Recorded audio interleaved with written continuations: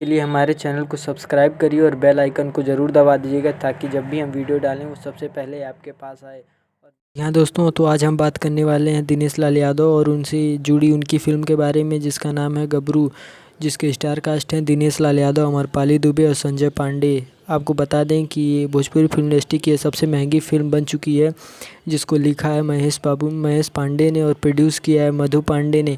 आपको बता दें इस फिल्म की कहानी पूरी तरह से जंगल और जंगल के जीवों पर आधारित फिल्म है, जिसको लोग अपनी चाह की वजह से यूज करते हैं और बिना उन शो के ख्याल रखे उनका इस्तेमाल करते हैं। तो ये फ़िल्म काफ़ी ब्लॉकबस्टर होने वाली है क्योंकि इस फिल्म में बहुत ज़्यादा पैसा खर्च किया गया है।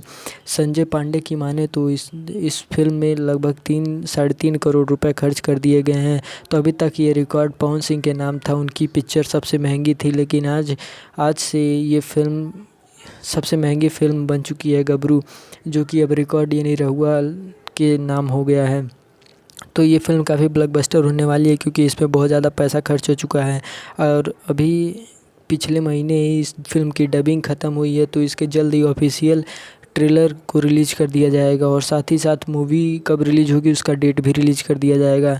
तो अगर आप भी फ़ैन हैं दिनेश लाल यादव के तो आपके लिए बहुत बड़ी खुशखबरी है क्योंकि इसमें काफ़ी एक्शन और ड्रामा फिल्म है ये, जिसको पूरी तरह से जंगल के जीवों पर आधारित किया गया है।